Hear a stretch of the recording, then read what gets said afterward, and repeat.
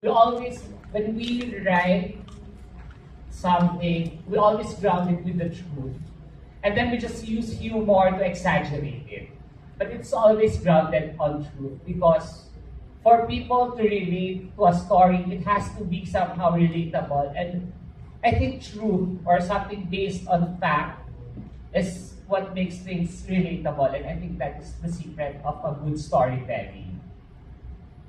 Kasi if you present people with numbers or just straightforward facts, sometimes it's not that appealing. And that's why UP sa Mascom, through Live Aids, has always been using comedy as our medium to make sure that the message comes across and it's fully understood and grasped by the people who need to hear it.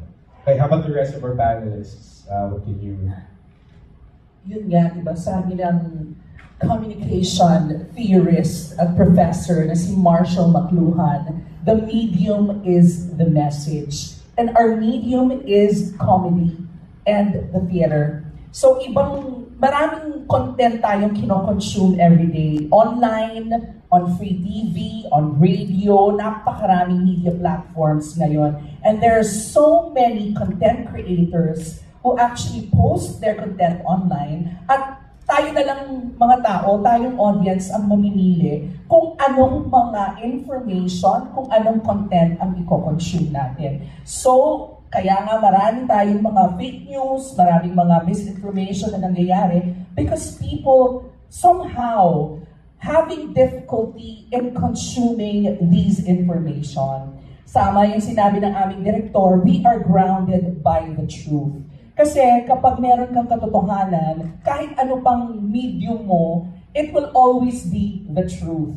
Whether it's serious or comedy, totoo pa rin siya kasi hindi ka naman nagsisinungaling, presenta mo lang siya in a different way. And I think that's what make Live Aids unique dahil may katotohanan, may relevance, and at the end of the day, may fun. Diba? Yun naman ang gusto natin eh.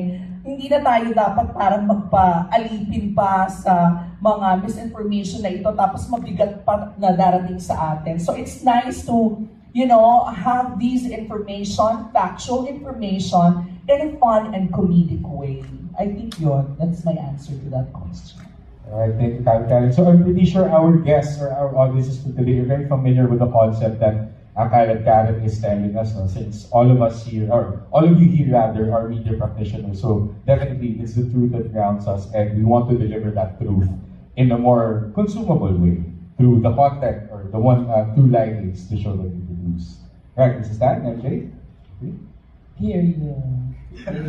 Higits lang po ako dito. Tama. Yes, in line natin sa sinabi ko ni Helen Karen, we really try our best to stay informed. Unat-unat sa katotohanan na sa hard facts, but at the same time also stay informed with the trends and what is relatable to the audiences.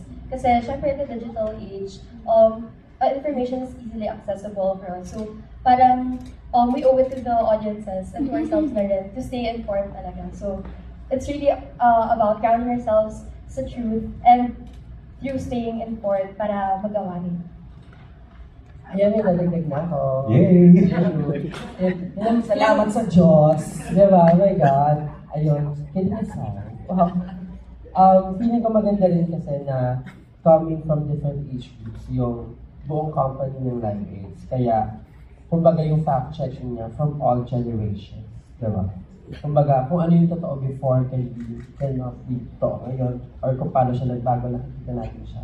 At kahit kami sa loob ng company, nakikita din natin siya. At feeling ko that in itself, pag nasa loob kayo, tapos nagkakaroon kayo ng discussion, ay magandang bagay sa pagbibigay ng tamang kwento na gusto natin ibigay sa ating audiences. Actually, correct din si Mrs. Tan, kasi during rehearsals, we have alumni members who keep coming back all the way from the alumni members natin all the way from the 80s, the 90s, 2000s, hanggang ngayon yung mga resident members, they're there. They share their time, their energies with the company members, and during writing school even, they participate to make sure na, like what Mrs. Tan said, the truth can be verified properly across all generations. Okay. So if you have questions pala to our friends in the media, please feel free to approach our microphone in the middle. If wala pa, or do you have questions now from our audience? If wala pa, sige. I'll ask the next question. This one specifically for Direct Ken, as a preview na of what